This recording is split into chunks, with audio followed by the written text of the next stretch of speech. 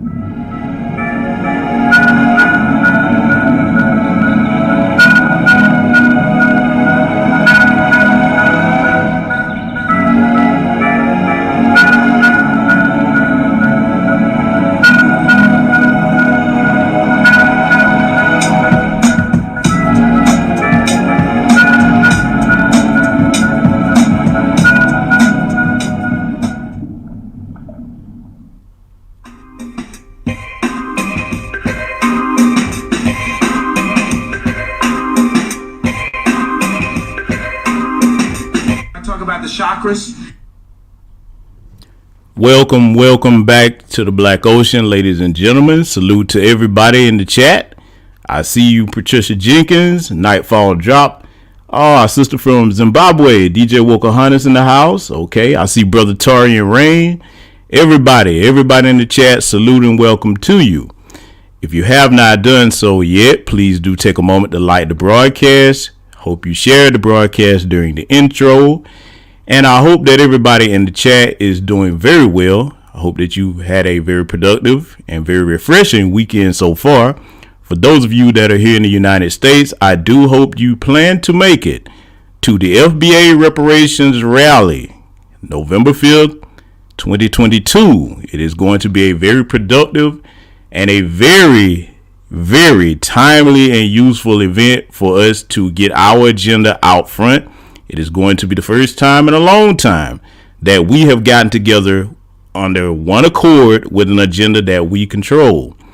I want to get that housekeeping out of the way because, ladies and gentlemen, I actually wasn't going to get back on the W.E.S.T situation. As you see, I titled this video W.E.S.T, warning every silly tool, because that's exactly what we're going to have to do.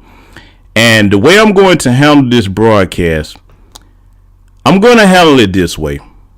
I'm going to start out pointing out the things that everybody keep talking about he was right on, because yes, a broken clock is right twice a day, and he made some points about things. But here's the thing that I want my people to understand. Black people globally, to be honest with you, even the devil would tell you the truth. For those of you that are familiar with your Bible, even the demons and Satan acknowledge who God was, okay? they told the truth about certain things, but they had a specific agenda behind it. So with that said, I'm going to tie that into how this relates to Mr. Kanye West here. Because see, brothers and sisters, let me explain something to you. I know those of you that are over here in this chat, whether you listen to this live or recorded, because we are live right now, I know this doesn't apply to most of you. I know most of you understand what I'm about to say. But I'm going to make this statement for all the coons out there. Understand something. Today, where we are as a people, foundational Black Americans, and for our own co-continental Africans, for our own co-Caribbean brothers and sisters, no matter where you are in the global Black diaspora, this is something that I want to see you all adopt as well, because as foundational Black Americans, this is something that we are setting as the new way under the sun standard over here. All this cooning and backstabbing us, once you cross that line, you are on your own permanently. Especially if you are of age and you should know better. Okay, it's one thing to be a child and have yet to learn. We allow grace for that. Okay, depending upon what it was. But now when you become an adult and you should know better, we're going to have to go ahead and draw a line in the sand with that. There's no more games to be played with that, because we're in a critical hour of our history. So I'm going to deal with the points that he got right first. But I'm going to show you all something that other people probably haven't shown you that have been speaking on this, because I'm going to break this down 110%. To the point where nobody that sees this is going to be able to argue against my stance on it, unless you just one of the lost, and we know there's plenty of them out there. And that being said, speaking of the lost, we have to understand that there's going to be some people that just going to have to be left behind. And you can't feel guilty about that. After you present the facts and information and the truth to somebody, that's all you can do. You can lead a horse to water, but you can't make them drink it. And you shouldn't feel guilty about that. So now, I would like to point out something to you all. I've done a podcast on Anchor FM about this, but I'm going to mention these three components of power briefly. And I hope that you all are prepared to take notes and remember this, because this is going to be very important to the lesson we're about to teach today here. Understand that there are three critical components to power: information, respect, and last but not least, money. Okay. Now, here's the thing about those three components that I just stated before we get into this presentation. The most important one and the most critical one that you must have is information. Information is needed to do all things, from big, small, whatever the case may be. You cannot get started accomplishing or completing any task unless you have the right information. Okay, that's the first one. The second one is respect. Now, respect is a currency that once you have it, it can get you through doors that money alone cannot. Okay, I'm going to explain what I mean by that. Let me give you an example. For those of you that are old enough to remember, and for any young ones joining us, this will be a learning lesson for you. Think back to when Osama bin Laden was being looked for by the United States government. Now, they had searched all over Pakistan. And as you know, according to records, he was found in Islamabad, Pakistan. Okay. Now, a lot of the dominant society was perplexed as to why they didn't just give him up. Because look, they offered $1 million reward if you would give him up. Let me explain something to you. And this is something that the dominant society fails to understand about respect, which is a critical component of power. If people respect you, your money is worthless as far as getting them to turn on you. Now, I know here in our society today, especially in the dominant society and unfortunately in Black society, people are so used to selling out. Everybody think that anybody will do anything for $1. Understand that Osama bin Laden, at the time period when he was, being looked for when he was alive, if you are a terrorist to one group of individuals, but you have done things to help another group, they don't see you as the enemy. Then they're going to be loyal to you. Okay. And then some people actually understand that even if you were to give him up and everybody else there found out that you did, you wouldn't be able to stay there because you would be a prime target. Okay. So I want to point that out about respect. Please do remember that in life, there are some doors that only respect can get you in that money cannot. That's going to be very important for all of you to remember here today, especially if you're a young person. Now, when it comes to money being a component of power, I want black people in here to listen to me very carefully. Money is just a tool. A lot of our people today, and understandably so, when we come from impoverished conditions, when we finally do get our hands on a bit of money and start doing well, okay, it's understandable that you're going to be excited about it. It's understandable that now you're used to having access to things that you didn't before, okay? But the number one cancer that money will rot you to death with if you're not careful. As a black person in America, there is no dollar amount that makes you immune to the system of white supremacy. And you cannot go against that system without your people. And when you are off code, when you start rubbing elbows and shoulders with people in the dominant society, and you actually look back at, or look down, I should say, at your own people and start thinking you different, I'm going to tell you like Nina Fuller Jr. says, the white people will show you better than we can tell you. And that's Kanye's problem here. I feel no sympathy for this man because I'm going to make that clear why today as we get into this. Because, see, my father and my grandfathers and uncles taught me something when I was a child. And they said, son, there's not one dime on this planet that is worth your reputation. Not one. A reputation, once stained or sullied, it is very hard, damn near impossible for a black person, especially a black man, to clean his reputation back up again. Okay? I almost count that as one of the non-renewable resources that I've often spoke of. And all of you know what the main non-renewable resource that I talk about over here on this channel is. That's your time. You cannot get your time back. Never waste your time. Time is a non-renewable resource, okay? Always remember that. So those are a couple of things I want to point out before we get into this broadcast. The first segment of this that we're going to analyze, as you see on the screen here, is a clip of Kanye and it's a clip of Leo Cohen. And as I said, we're going to get the parts that he was right about out the way first. But before this is over, I'm going to break down why it doesn't give him a pass, okay? And we're going to deal with that whole thing about a lot of people talking about, well, he telling the truth. Y'all just scared to say something. Understand this. In America, as a black person, we are on a battlefield. And you don't step on a battlefield with incompetence and think that you're going to secure any kind of victory. That's very dangerous, not just for you, but it's dangerous for anybody foolish enough to follow you. Okay? We're going to make that very clear today. So with that being said, let's analyze the parts that Kanye was right about, and then we're going to break a couple things down. When I talked about Rick Rubin, I talked about the 808. The suckers is real. Now, I'm going to say some anti-Semitic shit. I'm going to fuck your bitch. I'm going to kill this nigga. I'm going to fuck your bitch. I'm going to kill this nigga. I'm going to fuck your bitch. I'm going to kill this nigga. I'm going to fuck your bitch. I'm going to kill this nigga. That's the real anti-Semitic shit that the Jewish people get paid off of. I don't know what's this opioid thing, man. But being a crackhead wasn't cool back then. Being a crackhead wasn't cool. Now it seems like they're making it cool to be drinking lean and syrup and. It's the most dangerous. It's the most dangerous thing that's facing our society. So why sign an artist that would promote that?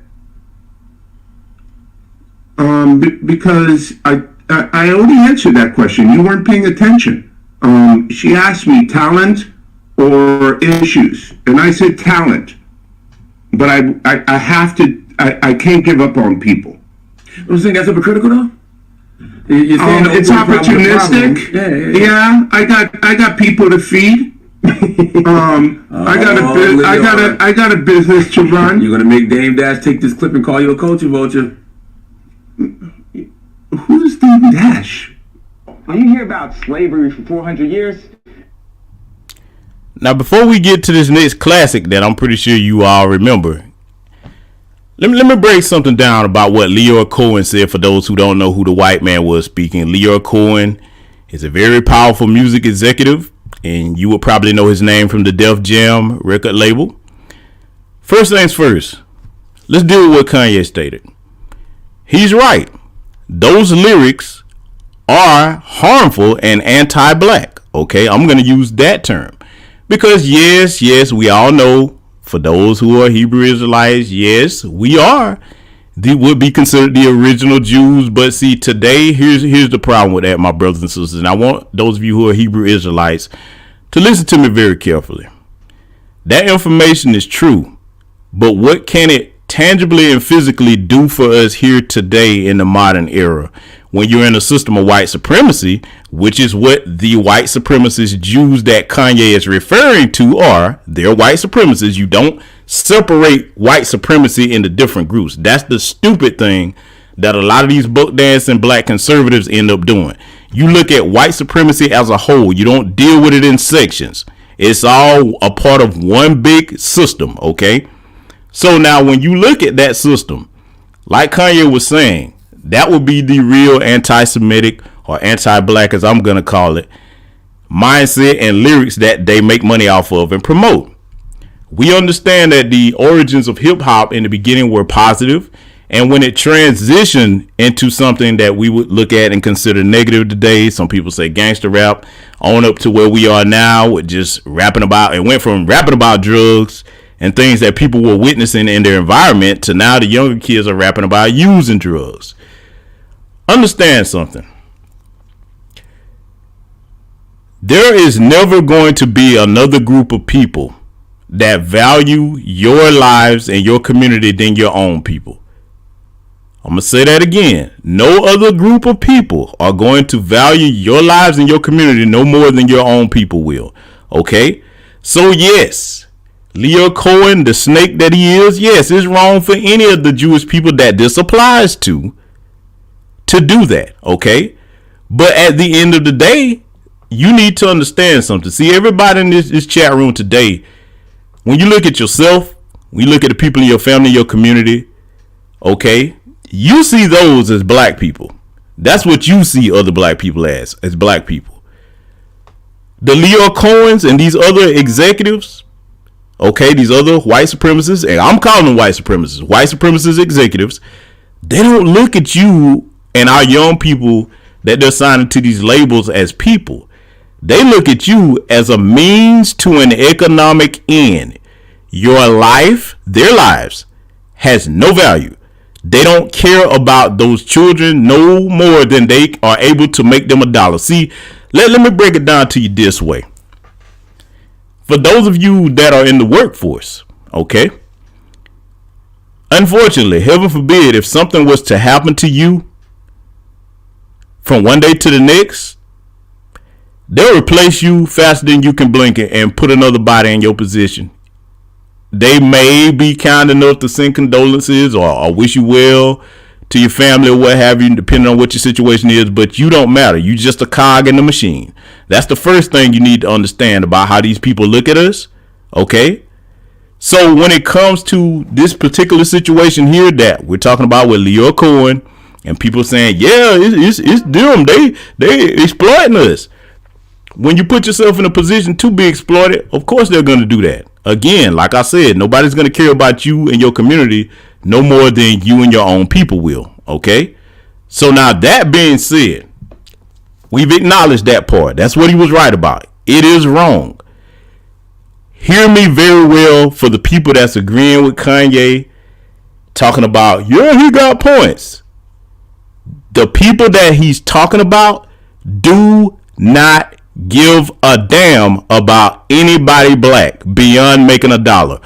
Why do you think that when we see these unfortunate situations, and then when you start to go back and look at the situation and what surrounded it, you start to see insurance policies on a lot of these rappers that are being killed, unfortunately, here, losing their lives. Understand this.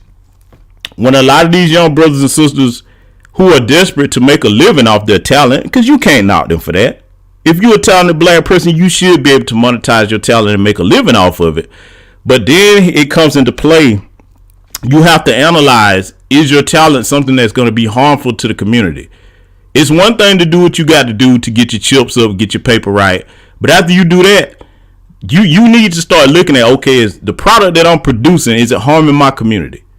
See, today, to be honest with you, I'm proud of a lot of the young people, even though if I don't agree with their music or listen to a lot of it. I listen to a lot of classic old school hip hop. Every now and again, I'll listen to some younger person if they're talking like they got some sense. One thing I'm proud about them doing, they don't really have to sign to these labels today. Today, with the advent and the progression of technology, you can be independent. And if you're savvy or if you have the will to learn how to market, you can actually sell your own music without going to these labels. And you can book your own shows without dealing with them. See, the thing that I'm looking at with the older generation that came before a lot of the young people now, because a lot of people like to get on the young people.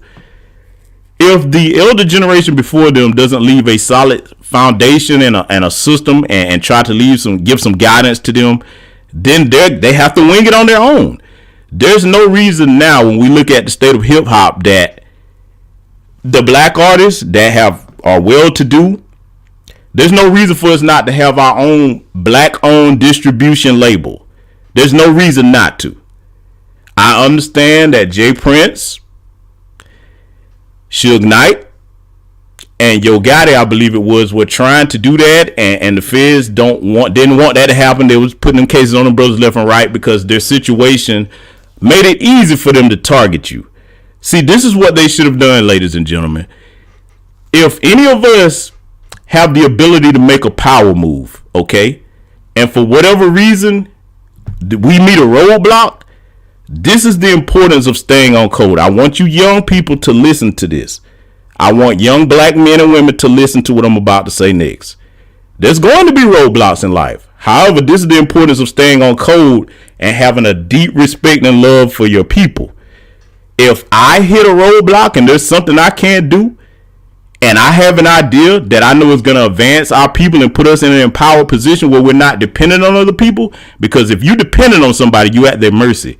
Guess what I'm going to do? I'm going to look over there and say, okay, hey, brother Torian Rain. Hey, brother Afro Elite. Hey, sister Patricia Jenkins.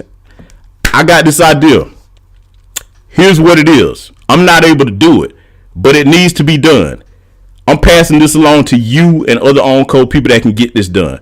See, that requires a love for your people and a sacrifice where it's not all about you. And you can't be afraid when you hit an obstacle, when you know you're trying to do something that will open a lot of doors and produce freedom for your people. You can't say, okay, the white folks stop me, I'll just give up. That's not the way to do things. And I'm going to tell you why. Because as a foundational black American man, that is not how our ancestors did things. If they did that, they would have all committed suicide on the plantations, or they would have just stayed under the thumb of white supremacy, and we'd be in chains right now today. Don't let these people fool you when they tell you that they emancipated us. Yeah, they wrote something down on paper, but when you look back at our history with the Gullah Geechee Wars, whether it's Nat Turner, the Stoner Rebellion, everything that you want to name, we were fighting these people tooth and nail to get our freedom, which is why I'm going to break down why what this idiot said next is so disrespectful. See, one of the things I like to do, brothers and sisters over here, I like to take you back down memory lane to show you why things are so egregious. From time to time, as people, we have to be reminded of that. Even those of us that are well studied. A lot of you may look at me and say, I know a lot about history. I know a lot about present day white supremacy, but it's because I'm constantly learning and studying, and I'm not too proud to be taught by other people, whether they're younger or older than me. See, one of the mistakes that Kanye West has made, and I hope that everybody in this chat will take this to heart before I get on with this. Work every day to control your ego. Make sure you keep your ego in a healthy place. And I'm going to explain what I mean when I say keeping your ego in a healthy place. If you keep your ego in a healthy place, that means that you are assertive and confident about your abilities and what you're able to do. When your ego goes into an unhealthy place, it starts making you think the one thing that is very foolish, especially for a black person to think in a system of white supremacy. It starts to make you think that you're invincible. It starts to make you think that you're untouchable. It starts to make you think that you're better than your own people. And the most damning and fatal thing of all about having an out of control, unhealthy ego, it starts to make you think that you know everything. None of us knows everything. To be truly alive is to be in a constant state of learning and evolving. When you stop learning, you basically are the equivalent of the living dead. I want y'all to pay attention to that. So, with that said, we're gonna get into the one of the most insulting. It's gonna be triggering for a lot of you all because I know you all remember this. We're gonna get into what this buffoon said about slavery being a choice, and I'm gonna debunk that here because I've never tackled it live on this channel. But we gonna handle that. But let's let this buffoon speak. For 400 years, that sounds like a choice. Like, for 400 years, that sounds like a choice. Like, you was there for 400 years and it's all of y'all? You know, like, it's like we're mentally in prison. I like the word prison because slavery goes too direct to the idea of blacks. It's like slavery, Holocaust Jews, slavery is blacks. So prison is something that unites us as one race. Blacks and whites being one race. I just love Trump. That's my boy. Like, do you feel that I'm feeling? Before we get on with that, let me go ahead and deal with the slavery is a choice thing, right? See, the thing about a coward and a coon is a lot of times they try to sound profound and try to make statements to make people think that they're more intelligent than they are as a cloak for their fear. Let's deal with this slavery was a choice thing. Let's understand something about the condition that our people were in, for those that were already here and for those that were brought here, okay? Because our lineage is comprised of both. For those of us that were in the condition of slavery, those of us that are descendants of American slaves, understand that at the time you've been made captive, your original language and culture has been stripped from you. There are other groups of people whom you have to learn how to communicate with at that time. So this is what was ingenious and very cruel about the condition of our people that the white supremacists set us in. And it's also a testament to how intelligent and resilient we are. When he made the claim that slavery was a choice, understand this. When you are in a strange landmass and you don't know the lay of the land or the terrain, because all of our people didn't know it, and then at the time, a power that has taken siege of your land has come with military technology. Okay, they're on code, which is the most important thing. And then you're in a situation where you're trying to figure out how to communicate with the rest of your people, and add in the mix the Sambos, buffoons, and traitors. Because let's be clear, that was started early. Okay, our coons, like we see here today, that are so disrespectful to disrespect our ancestors by making this asinine statement, that started on the plantation, and that's passed down through bloodlines. Believe me when I tell you, just like courage is passed down through bloodlines, so is cooning and betrayal. So now when you add those things into the mix, and this idiot just says slavery was a choice, understand this, man. Understand this. It was not a choice as if we just chose to sit there, because we had to get organized to figure out how to get ourselves free. If we didn't do that at all, you wouldn't have the Harriet Tubmans. You wouldn't have the Nat Turners. You wouldn't have the Dear Mark Veazes. You wouldn't have all of these people that did rebel against the system of slavery. And oftentimes they were thwarted because of a damn coon in the mix. See, cooning isn't just a difference of opinion. It's not something that we agree to disagree on. For foundational black Americans in America under a system of white supremacy, it's a life or death thing. This is why we must be harsh and stern on cutting coons a pass. Okay? We must be harsh and stern on that, because you cannot have a traitor in your mix. In fact, the business, before I let him get on with this, let me compare our situation to the Haitian Revolution. The difference with the Haitian Revolution was, let's talk military science. That was a smaller landmass, okay? Even though they were unarmed, when you are on a smaller landmass and everybody there speaks the same language, when everybody there knows the lay of the land, that gives you a tactical advantage over your enemy if you're on code. Understand that in history, smaller groups have beaten larger militaries if they're on code. A well-organized force that understands the lay of the land can secure victory even if they're outnumbered. That's one. Okay? Now, again, when you look at our situation, there were a lot more extenuating circumstances. Okay? A lot more extenuating circumstances.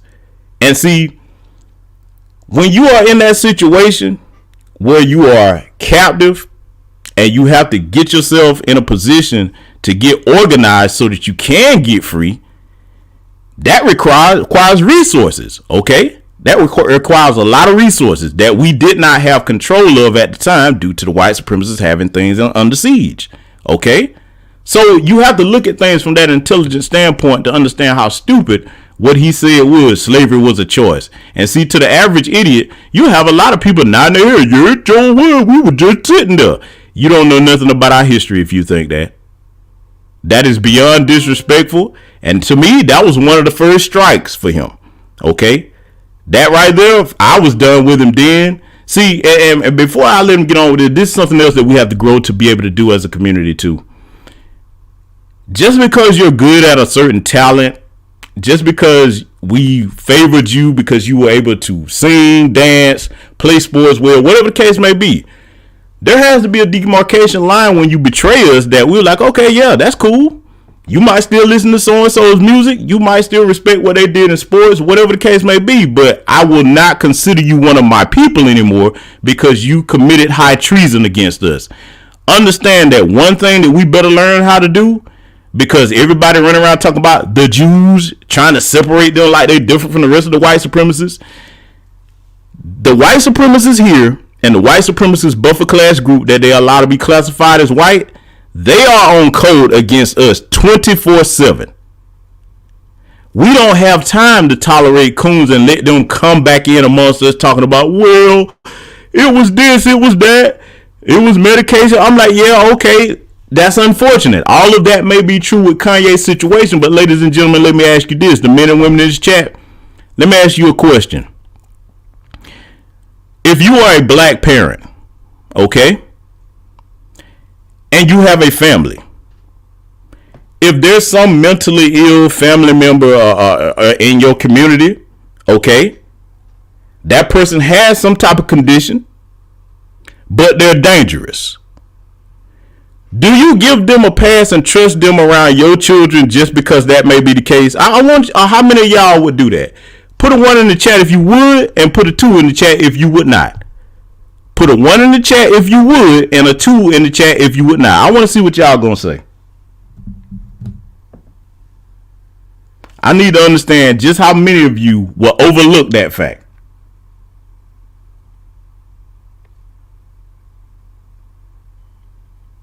Exactly. I'm seeing people put them 2s in there. You damn right, because see, as a parent, especially if you're a man, your primary responsibility is to protect your family. So now when it comes to these coons, whether it's Kanye West, whether it's Candace Owens, whether it's Stacey Dash, we gonna have to say a line in the sand with these people. Like, when you do this, it is no longer without consequence. If we cannot inflict an economic consequence on you, we will inflict a social consequence on you, meaning you will be a pariah to your people from now on. We will excommunicate you, just like you turned your back on us. Your very name will become synonymous with the same as looking at a pedophile or a child molester. That's how we need to start seeing these coons that willfully coon. Again, I make the exception for a young person. When I say young person, a teenager, somebody in their early 20s that has yet to learn. But after a certain point, and depending upon what you do to our people that cost us, we can't consider you one of us anymore. You can't keep rotten fruit in a barrel with healthy fruit. And we shouldn't feel guilty for that, because see, ladies and gentlemen, understand, like I just gave you that example about a family. The main way that you prove that you love yourself is self-preservation. Right now, if somebody put both hands around your neck and tried to choke the life out of you, I'm going to ask a cruel question. Do you think you deserve to live if you didn't try to fight back and you was able to? Huh? If somebody was trying to choke the life out of you, you know they're trying to take your life from you, and you just let them do it without trying to put up a fight, would you really deserve to live? Think about that. Brother Darius Harris, let me put you up on game about something, brother. Understand something, man. We don't type in all caps over here. I hope that's the last time I have to tell you to do it. If I tell you again, I'm gonna have my mods time you out. The only person that type in all caps over here is the host, please, sir. So I would appreciate it if you would abide by that. All right. I mean, my house, my rules. Okay. Hope that's the last time I have to address that. But ladies and gentlemen, as I said, self-preservation is one of the main ways that you prove you love yourself, your community, and your people. Okay. And we are in self-preservation mode now. It is long overdue for us to put ourselves first and respect ourselves. And when there's any man or woman amongst the group that has shown themselves to be willfully off code and unapologetic, constantly, time and time again, proving that they cannot be trusted, we don't keep trying to drag them kicking and screaming back over here with us. You let them go over there where they've joined the people to betray us and make it clear this is where you stay from now on. All of your help better come from these people that you thought were so much more important than your own people. With that said, let's analyze the rest of this, because the brother Van here is gonna actually check this fool on a couple of things. A lot of you probably remember this. A lot of you probably forgotten it. We're gonna play it back for y'all today because it's gonna be a part of a greater lesson here today. Do you feel that I'm being free and I'm thinking free? I actually don't think you're thinking anything. I think what you're doing right now is actually the absence of thought. And the reason why I feel like that is because, Kanye, you're entitled to your opinion. You're entitled to believe whatever you want. But there is fact and real world, real life consequence behind everything that you just said. And while you are making music and being an artist and living a life that you've earned by being a genius, the rest of us in society have to deal with these threats to our lives. We have to deal with the marginalization that has come from the 400 years of slavery that you said for our people was a choice. Frankly, I'm disappointed, I'm appalled, and brother, I am unbelievably hurt by the fact that you have morphed into something, to me, that's not real. Watch the George Floyd documentary that Candace Owens put. Okay, now, as you see the brother that just checked him on his foolishness, to let him know that playing with our situation is not a game. It's not a game for any black man, woman, or child over here today to play these games with our situation. And when it comes to this whole free thinking idea, let me explain something to y'all, right? Anybody that's running around telling you that they're a free thinker, especially these black conservatives, that's who most love to use that. Are you really a free thinker if you never challenge the group of people that you trying to be so in good with when you clearly see what's wrong? Because both parties are white supremacist parties, the Democrats and the Republicans. How can you technically claim to be a free thinker if nothing you say challenges them? You never see any of these free thinkers say, hey, you know what? I agree with these values of the Conservative Party or the Democrat Party, but this is what I don't agree with. Let me call them to task. We're going to hold them to the fire on this. We're going to have an open debate or discussion. You don't ever see that. See, a free thinker is able to challenge people even if they agree with them, okay?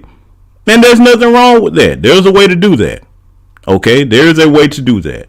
But see, the problem is the free thinking is a script. How do I know that?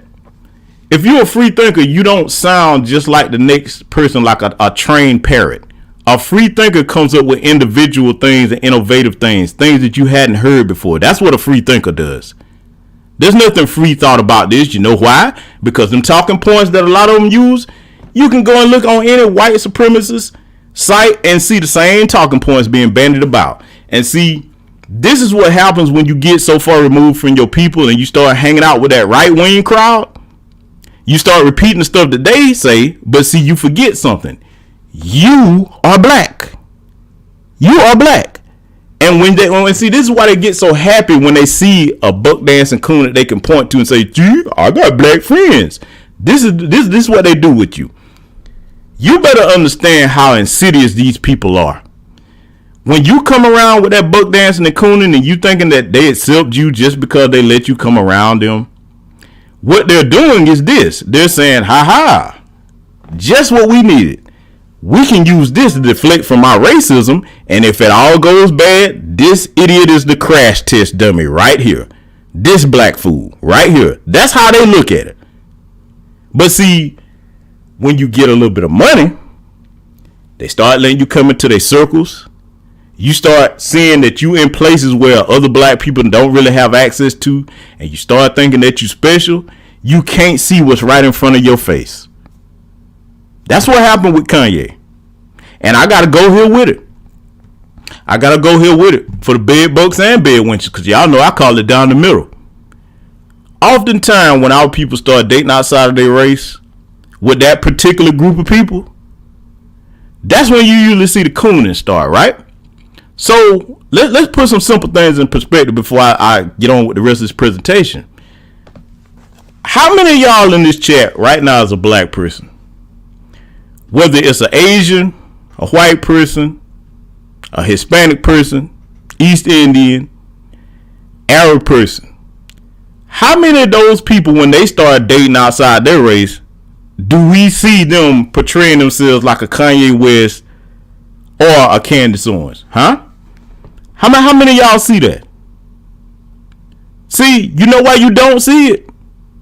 I'm going to tell you why you don't see it. Because they know that the New York second that they try that, it's going to be immediate consequences from their people. They know that just because they might decide to date outside their race, they better not get out of line with their people, because they're going to need their people at some point. They got sense enough to know that they can rise no higher than their people. They got sense enough to know that in America, your race is your team. They've got sense enough to know that if anybody's going to go to bat for them if they get in trouble, it's going to be members of their own race. And see, for the idiots that are defending Kanye West, let me ask you a question. And that's going to be made apparent here in this broadcast today. If you were convicted of a crime, accused of a crime, right? Accused, because we all know that just because somebody accuses you of something doesn't mean that you're guilty.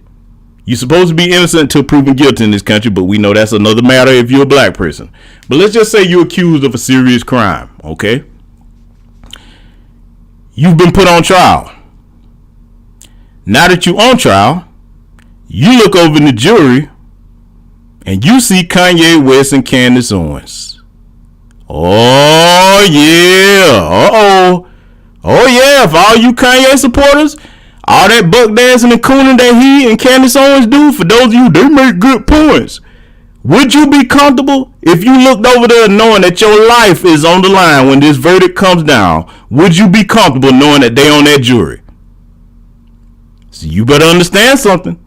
Everybody that look like us, as Zora Neale Hurston said, all skin folks ain't kin folks. That's going to be made very well apparent here by the end of this today. But let's get into this section of this drink champs here that I want to analyze with you all. Because see, a lot of people, they ain't going to really be pointing out the stuff the way I'm going to point it out and how I'm going to point it out. A couple of people have touched on it. But by the time this is over today, I got something in here I don't think nobody has showed y'all yet.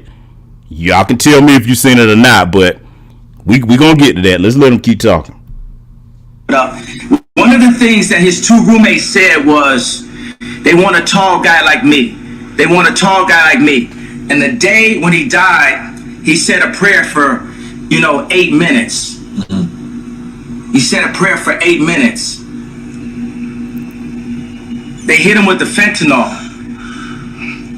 If you look, the guy's knee wasn't even on his neck like that. When he said mama is his girlfriend. They said he screamed for his mama. Mama was his girlfriend. It's in the documentary. But something that hit me, that fucked me up when I was watching the documentary, and it said, they want a tall guy like me. When I looked at that image of him, this tall black dude with the bald head, he reminded me of somebody else. Who do you think he reminded me of? Virgil. He reminded me of Virgil. You know what I'm saying? I'm not finna cry in front of y'all because that's how they get me, right? But I know that we lost him. And I know that this white company, Louis Vuitton, is now making statues of him, like as a martyr. And we don't know why exactly. We say it's cancer.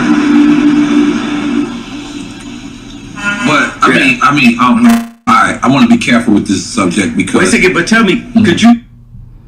Okay, y'all heard this Buck Dancing Sambo claim that because of this documentary that Candace Owens did, and for those that don't know, the documentary is called The Greatest Lie Ever Sold, claim that we didn't all see Derek Chauvin kneel on this brother's neck for damn near 9 minutes until he expired. I'm gonna show y'all why he's saying that, because see, I got something in here a lot of y'all probably hadn't taken a look at. A lot of people probably don't even know where to find this, but when you see it, I want y'all to see how the great lengths that white supremacy will go to demonize us and to justify our murders. Okay, and see, for this man, everybody claiming that he's a genius, I don't care what else he said that made sense. When you hear somebody talking like that, you better think about what I just said earlier in this broadcast. Imagine this bastard on a jury if you've been accused of a crime, and he decides to freely think and go along with these white supremacists. Never mind the evidence, he's trying to impress his buddies, so he starts free thinking. And now you sitting over here when that verdict come back, because you got a bunch of Sambos and Coons on the jury like him. Now you finna do 30, 40 years or maybe get a death sentence, depending on what you've been accused of. You better let that sink in. The next part of this Drink Champs interview, I want y'all to examine this, because I'm gonna point something out and it's probably gonna piss some people off, but as I said over here, I don't care. I'm gonna tell you the truth whether you like it or not, and I'm gonna let the chips fall where they may. Let's let them keep going. Even really run this interview, because Mav didn't run my interview. Right. You know what I'm saying? They blocked me out. The Jewish media blocked me out. This shit lit, right? I'm lit, right? I'm lit. I'm lit. You know what I'm saying? JP Morgan, I put $140 million into JP Morgan, and they treated me like shit.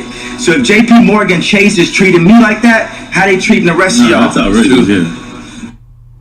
Yes, Kanye, yes. Because see, again, I'm going to point this out. They treated you like shit because see, in a lot of our people's minds, and this is something black parents, you better make sure that your children understand this. Money is a tool. It is nothing more. It makes you no better or no worse than anybody. Money, all it does is make you more of what you really are. See, this is another reason that I don't have sympathy for this coon and bastard, because see, you can't say it's the money that changed you. You was already this kind of person. Now the money just gives you a bigger platform so people can see what you really are. It's just like being drunk. Believe me when I tell you. Everybody knows that out of a drunk tongue, a sober heart speaks. There's many variations of that. Y'all know what I'm saying. When somebody get drunk, they tell you the truth. Money is a similar way. It intoxicates people to the point that you start to see who they really are.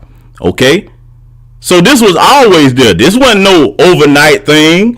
He didn't just flip and become this way. This person, this man known as Kanye West, has always been this way. We got a bunch of people just like that if they got into a certain position, they'll look back at the rest of them and say, oh man, I'm over here now with Master, boy. It's over with for y'all, boy. It is what it is. I'm going to cut your throat every chance I get. See, he getting that wake-up call now, because as those of you who've been paying attention to this, when Ari Emanuel, Rahm Emanuel's brother, for those that don't know, made that little clarion call to let him know that where they already see you as uppity if you got money anyway, they was waiting on this. You want to see being on code? They doing a version of what they did to those Russians over here, and they didn't even take it that far with them. They just froze their assets. They telling people don't even accept his money in your bank and don't do no more business with him. They finna economically strangle this man. All because of his mouth and his foolishness. I'm not saying that what he said isn't right. For the people that keep on saying that, yes, he was telling the truth about a lot of it. The way you tell the truth, though, when you get to that level, you got to think about something, right? You a parent, you got kids. The goal of every black person, especially a black man that gets to any level of economic stability, should be to pass down your resources to your kids. If you can't do that because you can't control your damn mouth, then you really don't. Like, what did you work that hard to get the money for, huh? See, people keep looking at it too because, well, he big now. He can do this, he can do that. Well, what you gonna do if nobody let you put your money in the bank, huh? If you can't put your money in somebody's bank, what you gonna do then, huh? And for all you people that's looking at that like that's a whole lot of money, and let's clear this up too. Let's clear this up. I need to deal with this other point because Kanye was running around talking about he was the richest man in America. No, he's not. That belongs to Robert L. Smith, okay? Robert L. Smith is the richest man in America. The richest black man in the world is a Nigerian by the name of Aliko Dangote. He's worth about 11.8 billion, if I understand correctly. And the richest black woman is Oprah, of course. So let's get that straight right now. For people that's confused, that's another thing. When your ego gets so far out of control and nobody tell you the truth, you run around here like the emperor with no clothes.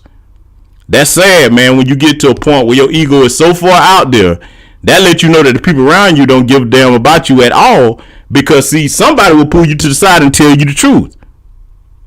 Understand that the people that love you the most in life will tell you the truth no matter how much you don't like it. Even if it means they're going to fall out with you, I'm going to tell you the truth if I care about you.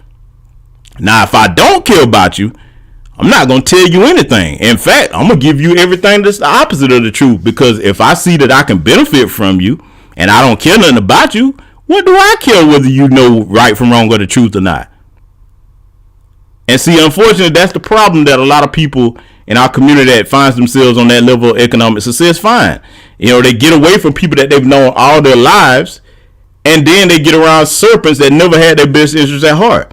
See, the people that are closest around Kanye, all them little circles of friends that he was invited into, you know that he discussed doing this before he did it, right?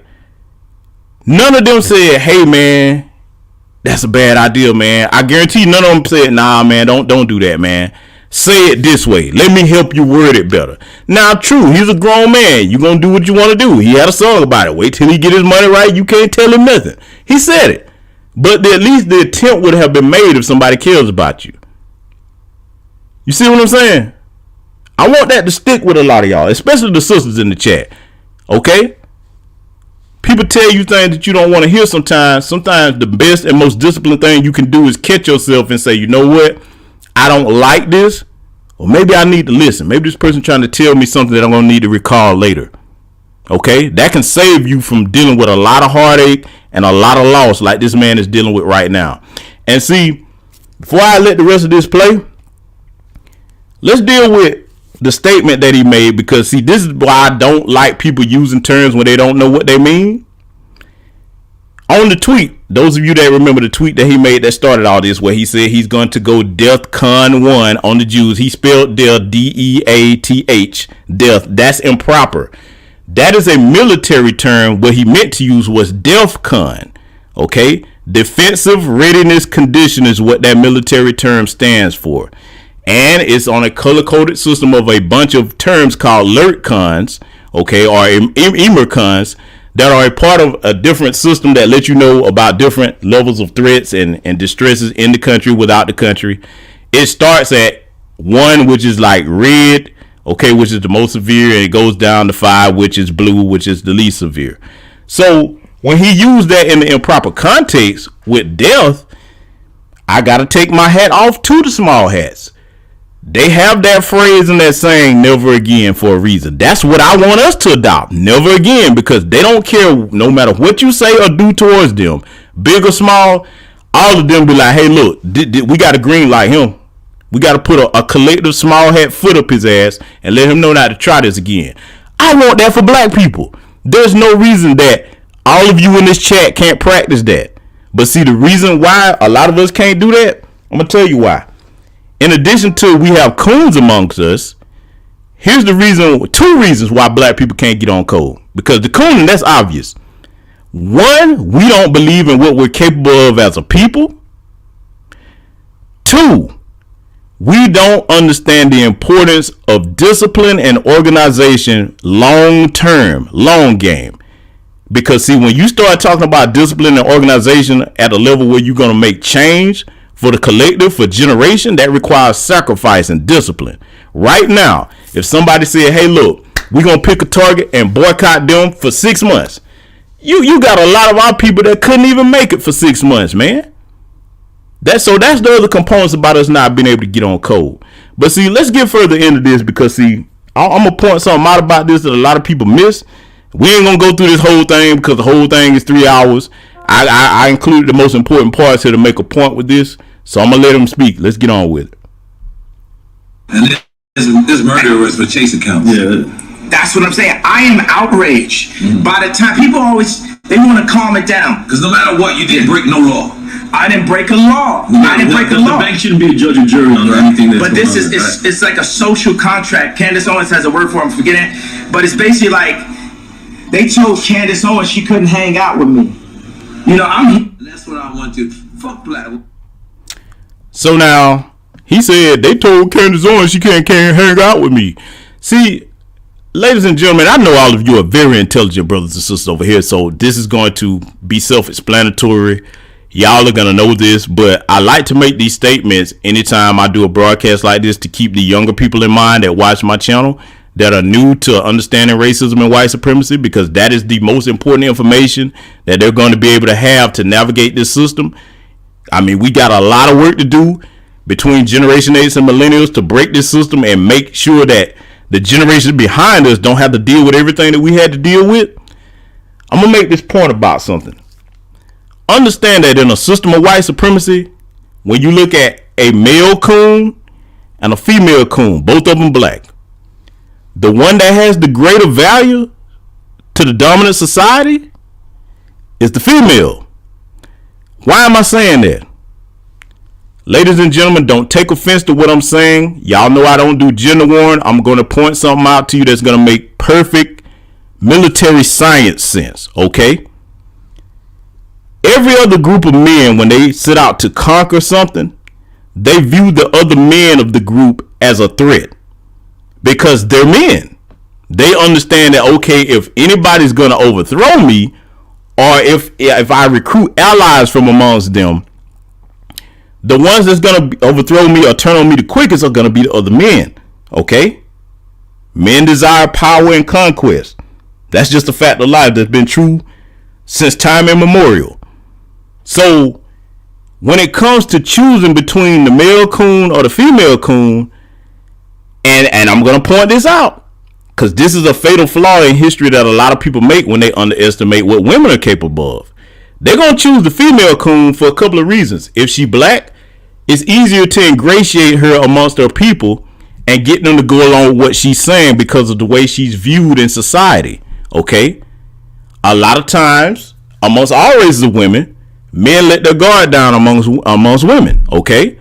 So they know too, unfortunately, for the women that this applies to, not all. I'm not talking about all our sisters. Again, I'm talking about the women that this applies to. The white supremacists look at women, especially in our community, as being very easy to bribe, very easy to get you in a comfortable position with a good job, a good salary. You got a few little trinkets. We let you come have access to a couple of little parties, get you a zaddy if that's what you after. Hey, we know you ain't gonna give a damn about slitting your people throat. That's what they see. I've heard them say this. I mean, you know what? I'm going to present that too on this channel too. Because see, a lot of times when a black person is saying it really don't stick, you have to let them tell you. That's what I like to do. Let them tell you. Like Neely Fuller says again, they'll show you better than I can tell you. So I'm just breaking that down so that Kanye, see, he doesn't understand that. Yeah, they told Candace Owens not to associate you when you got too hot. Because they're like, hey, whoa. We can use her, boy. You ain't see. We can't use you like her because you a billionaire. You trying to get what we got. We see you want what we got. So we know we can't control you and manipulate you but so much. But that woman over here, she got zaddy, she happy.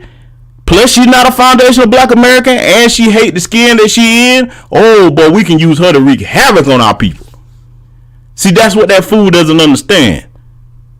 The white supremacist weaponizes everything for the destruction and conquest of everything around them. This is why I say this man is no genius. Everything that I just said, I guarantee if he was sitting here listening to this or somebody told him, it would go right over his head and he would probably try to argue with you. But I bet you he ain't going to be able to argue now that these white folks are getting on him. But let's continue here. It's a lot more to get to, ladies and gentlemen. We're going to cover this as quick as possible. Don't say that. Don't say that. You're gonna cancel. You're gonna get canceled by the Jewish media. No. Say fuck Black Lives Matter. No, when I say that, what I mean is Black Lives Matter as an organization, but as a movement, As a statement, it matters. You know. I mean, honestly, this is where we love you at. We don't love you at Tucker Carlson. We don't love you at fucking the Good Morning America. I'm gonna be honest. This is what I do to these interviews. I just say, yeah, you belong here. Because. Whoa, right there. Let me tell y'all something, man. I love my people all over the global black diaspora. I do. I love y'all. And I mean that from the bottom of my heart. But you got to sweep around your own front door first. And in America, this is my country. This is the land that my ancestors built. And this is where home base is going to be in the fight against white supremacy, because this is where I was born. This is where my culture is, where my people are from. Noriega is a Puerto Rican. I heard that he might have one foundational black American parent, but this is something I'm going to make clear. When you off code, you don't speak for what's acceptable for the culture. As foundational black American men, that's something we're going to have to stand up and start getting comfortable doing, start telling these other non-FBA people or half FBA people that have these dual allegiances, you don't get to say what's acceptable for my culture. See, understand something. A lot of our sisters are often wondering when we're going to stand up and take our leadership positions. Well, it starts with claiming your culture and laying down the rules in your house. You don't let nobody else come in your house and dictate terms to you. So I'm telling him, I hope he hear this. Because a lot, y'all would be surprised who come over here and watch this channel. I hope he hear this. You don't call hands over here. And I got something coming up on Fat Joe. Probably, I may do that broadcast tomorrow, but I'm going to further put an exclamation point on that. You don't call hands in our culture talking about what's acceptable. Because, see, you couldn't control what was going on where you were from, and you come over here and try to mess up what we got going on. This our house, buddy. You don't get to say what's acceptable when you sit here in front of this man and you don't even contest what he's saying about George Floyd or about Derek Chauvin not kneeling on George Floyd's neck. You don't have the spine to try to call hands in our culture. Not only is it not yours, and then two, here's what I don't respect about this man Noriega. Because all of y'all probably remember when Floyd Mayweather, and he's been off cold too. I'm not holding Floyd up as no hero, but one thing Floyd did do with Noriega, he checked him when he made that good hair comment about one of his kids. I think it was his son. Okay, that go to show you where his mind is at. But see, if you can't stand and firm on where you from, and then you have to bounce, I'm gonna tell you how I look at you. I look at you as a kid sitting at a table amongst a bunch of grown men. You don't have the right to speak amongst my people and call no shots at my table that I said. You a guest here, boy. Yeah, that's right. We gonna have to get comfortable saying that. Cause see, for far too long, the reason why we got these problems in our community now come from us trying to accept and include anybody, any and everybody, when everybody has been exclusive to us. You don't keep doing the same thing over and over again expecting different results. That is the core basic definition of insanity, ladies and gentlemen.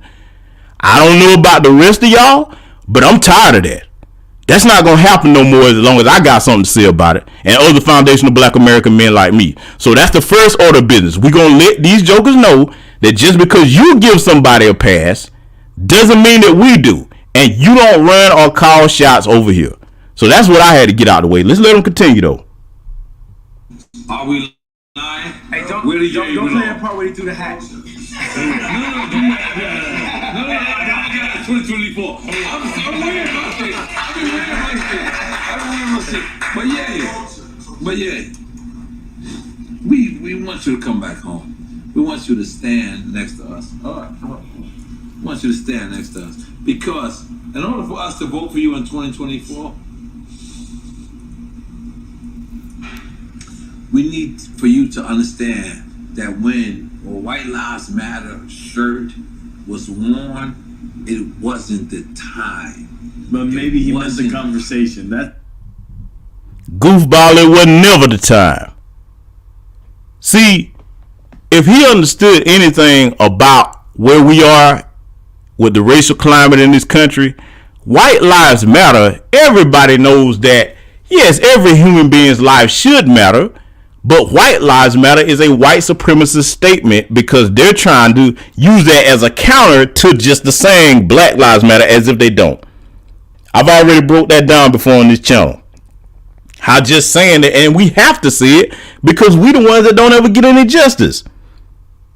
Name me the black equivalent of a Kyle Rittenhouse, a Brock Turner, any one of them when they go and commit some egregious crime, a Dylan Roof go and kill. Think about it. Let's go with the Dylan Roof example for a minute. Imagine a black person killing a bunch of white people at their church, and then when the police show up, they don't fire not one round in your direction. Then they gently put the cuffs on you and take you to get something to eat. Hell, I wouldn't be surprised if they burped his ass after that was over with. You see what I'm saying when I point things like this out? That's why we have to say Black Lives Matter, and better yet, I'm not for just saying it.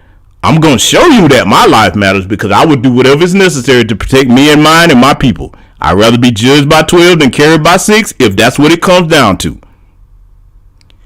Further reason why I don't respect Noriega, brother, if you were gonna make statements and do this interview, you don't even have the balls to lead the damn interview up. They didn't strike your channel. They didn't flag it down. You took it down like a little punk because that's what you used to doing. You used to tucking your tail and running like the rest of them tethers. As soon as something get hard or something go bad, oh, it's time to run. It's time to buckle down. Let me tell you something, man. I'm going to say this.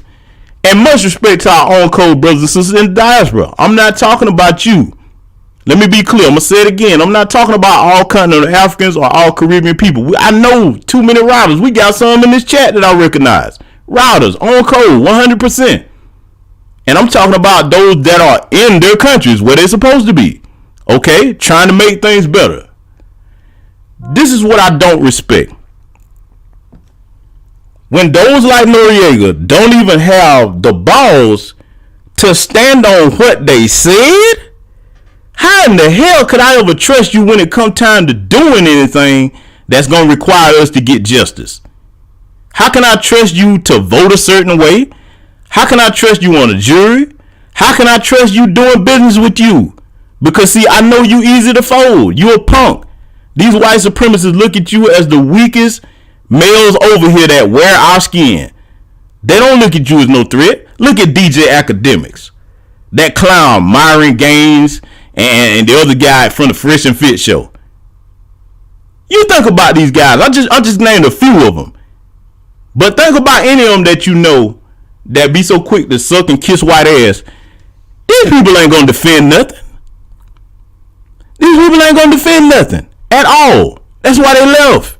See, again, I'm gonna say it again. I give the women a pass of any nation that have to leave or flee.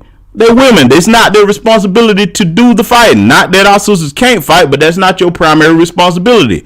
What a man does is send his family, women and children away, and then he stays there to deal with the threat and say, listen, when we get this situated, I'll send for you and bring you back over here. That's what men do. That's what foundational black American men have done. So when I see somebody like a Noriega trying to speak and say what's acceptable in my culture, I take supreme offense to that. You a boy. Again, you a boy sitting at a grown man table. I said it disrespectfully that way because it's time for us to start getting some straightening when it comes to that. Let's let this clown continue. Did he be in the conversation? Because I also see you post or repost, and you said, but I'm gonna donate to the real Black Lives Matter. Which I already donated to Breonna Taylor. You know what I'm saying? That's what we need to hear. I already donated. So what I'm saying is like, look, y'all don't want me to wear that shirt. If these women ever kidnap my kid in broad daylight, I need the entire culture to stand up and be like, we not going for that. You got to understand, I didn't have Chicago. Ladies and gentlemen, I said it on my last broadcast, and I'm going to say it in even more defined terms here today, and anybody take offense at it, let them take offense at it. For him to make that statement, talking about that the White Lives Matter shirt that he wore, that if we want him to stand up for us, if something go wrong with his kids and that tramp that he married, yes, I said it, Kanye West, and any other buck dancing bed buck or bed witch for that matter, your situations with your Becky or your Zaddy are your issues to deal with. We didn't make them kids. Them your kids. That is not our responsibility to put the cape on for you because you were stupid enough not to understand that you wiped up a tramp that everybody else had sense enough not to deal with. That's your issue, boy. That's your issue. You don't hold and dictate. You don't hold us hostage and dictate terms to us.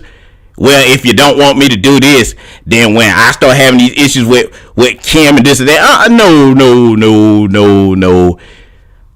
All of us gonna have to show this dude he got another thing coming. Any coon like him, like I said, male or female. I hold coons with an extreme disgust and contempt because I understand my history, our history, not just foundational Black American history, but global Black history. Do you understand how much coons have cost our people through our history? Go back and start looking at certain historical events and see how much we have lost because of traitors amongst us wearing our skin. I don't take it as a joke. It's not just a difference of opinion. It's life or death with us. And see, this man don't have the common sense of a damn dull rock to realize that the situation that he's in, he put himself in that. See, one of the things about manhood, ladies and gentlemen, is this. As a man, we gonna all make mistakes as people, but I'm speaking about manhood right now. Whatever I do, whatever any other man in this chat do, it's one thing for us to do something and then admit that we made a mistake. It's another when we see that we did something of free will and put ourselves in that predicament to try to put that off on other people. That's what little children do. And that's the most feminine thing I've ever seen. No disrespect to our women in here, but that's a feminine trait, not to be able to accept responsibility for the things you do wrong. With some women, with some, not all. Okay? That's why I could never respect the Kanye, even if he's a billionaire. See, let's deal with something else he said. He said that he donated money to Breonna Taylor's people. It's been said that he has given money to George Floyd's family. Let me explain something to y'all about money. Again, it's just a tool, but you giving money to somebody, you employing somebody, that does not excuse your damn cooning. That don't give you a free pass. Because see, the reason why we have to have that standard, ladies and gentlemen, and stay on code that way, if we just gonna say, okay, if somebody has a lot of money or if they do something and donate money to our people, then where do we draw the line as far as their treason? Do we say if a pedophile gives a lot of money and we find out they molest a bunch of children, do we give them a pass too? You see where I'm going with that? See, we better get this sick idea out of our heads that just because somebody has money that they're worthy of leadership and respect. You have to earn those things with our people, and you have to earn them consistently over and over again before we just say, okay, yeah, you good with us. You did something once or twice, good. You're supposed to. All of us are supposed to do whatever we can to rise and improve the condition of our people. But just because you do something once or twice, that don't mean you get to sit back and we look at you as like, oh, you can do no wrong. No, that's not the way that's supposed to work. Let's let them continue. Address. Chris Rock said it's as a father, your only job is to keep your mama off the phone. You can't yay is crazy that out of me. You can't yay is a sellout out of that of me, because at the end of the day, I got the knowledge, then we have our water, we got our homes, we got our shelter, we got our people that surround our family, our immediate family. My immediate family. Chicago is either gonna be a blessing or she's gonna be a problem. And I feel that Hulu and I feel like Chris are trying to turn her into a problem. We as say a Chris. father. We talking about Chris Jenner. I ain't talking about Chris Brown. Chris Jenner. I'm talking about Chris Jenner. And I love Chris Jenner, but come home to Jesus. If you serving Christ, I'm serving you. If you serving anything but Christ, as you tell Kim and Kylie and Chicago what to do, then it's up. Now, This is something else I want to point out to our people. Ladies and gentlemen, let me make this clear. Whatever faith you claim, whether you're a Christian, whether you're a Muslim, a Buddhist, whatever your faith is, whatever religion you believe in, whatever helps make you a better person, I don't have no issue with that. Let me tell you what I do have an issue with. Understand that during slavery, one of the main ways that they kept our people docile and under control was the misuse, keyword, misuse of religion. If any of you are well studied enough to know what a slave Bible is in here, then you know that's the one that they took the passages out about resistance and standing up to your oppressors out the Bible and left the docile parts in. In fact, I'm going to give you a bit of homework to do here.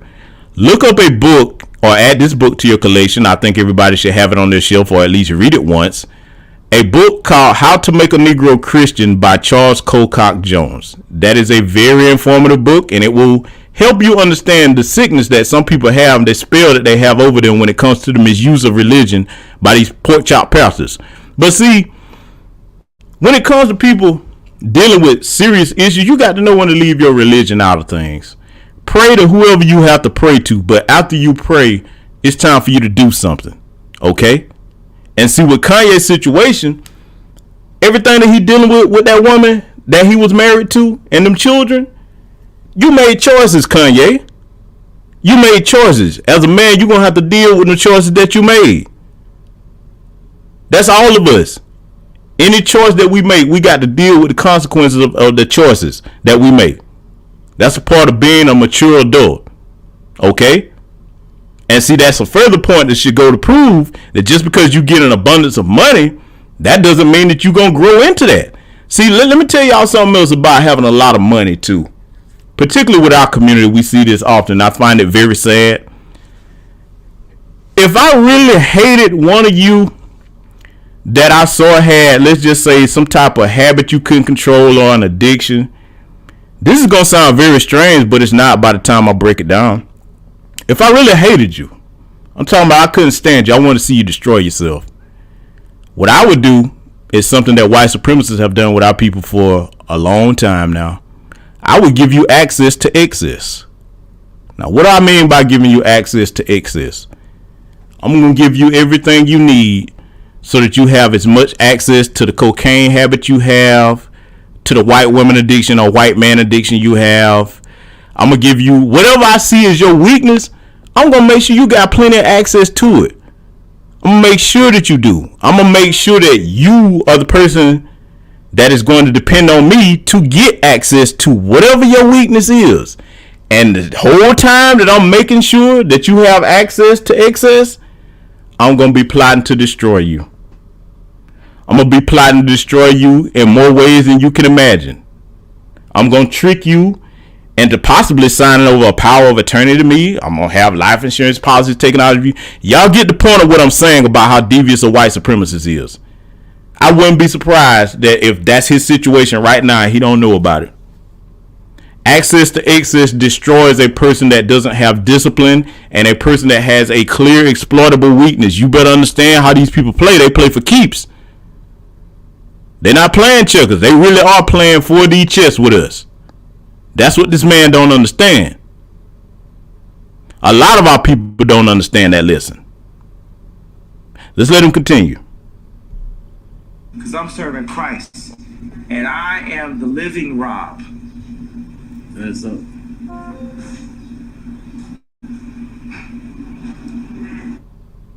Notice his ego, how he keep trying to compare himself like he's some type of deity on earth too.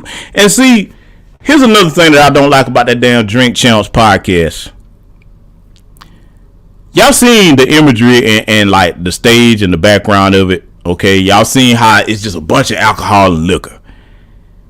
If you're discussing serious business, and I hope you young black people over here listening understand what I'm about to say, take this down because it will serve you well for the rest of your life when it comes to doing business. You don't ever drink when you're doing business. I don't care what nobody tells you. Your mind needs to be clear and coherent when you're doing business. Now, this is a discussion. However, if you're discussing serious topics, and then you already know that you got mental issues, you don't need to be drunk on this podcast. Perhaps the man would have been able to articulate himself better if he wasn't drinking. But see, I'm going to tell y'all something else sinister about this podcast right here. I really wish there was a shot of it where they show everybody that was in the room. Because see, I guarantee you some of the people that came there with Kanye, they know what his weaknesses are. You better be very careful about who's in your inner circle that's close to you that understand what your weaknesses are. Especially, see, and let me point this out for you brothers and sisters in here. It's one thing to have weaknesses. We all do. It's one thing to have weaknesses and understand that those weaknesses and understand that you know you have the weaknesses. It's another when your ego comes into play and you think you don't have any weaknesses. You are vulnerable. You are basically the equivalent of a bleeding lamb walking out in the midst of a bunch of hungry lions. Because see, the rest of them that recognize what your weakness is, they're going to be quick to exploit it, and they ain't going to give a damn about you until they use you up and get everything they need to get from you. That's what happens when you let your ego get in the way. Work with that every day, ladies and gentlemen. Do not let your ego go to an unhealthy place. Keep it in a healthy place where you are assertive and confident in your abilities, but be humble enough to know that you're not going to ever know everything. And everybody that you come in contact with can teach you something. You can learn something from a baby. You really can. Always be humble. The minute that you step outside of being humble in a healthy sense, you're going to end up like a Kanye. We've seen it too many times in our community. Let's let them continue. So for the Did culture, somebody say amen? Amen. Amen. So for the culture, y'all don't want me, because I feel like the culture didn't stand up for me when I asked y'all to. What did you ask for the culture to stand up for? No. These women kidnapped my child in broad daylight. You know what I'm saying? Pete should be afraid for everything, and it's like how Pete go on though. But how can he say I'm in bed with your wife, and the coaches just sit back in this? But then y'all mad at me when I wear a shirt. What you want us to do about it, Kanye? That's what she do. She was doing that before you married her, chump. What I'm supposed to do?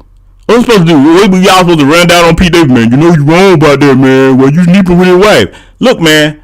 Let me make something clear, and I'm gonna say this in as tactful a way as I can. And this is sad because he say his father's in his life, but he apparently didn't teach the boy nothing.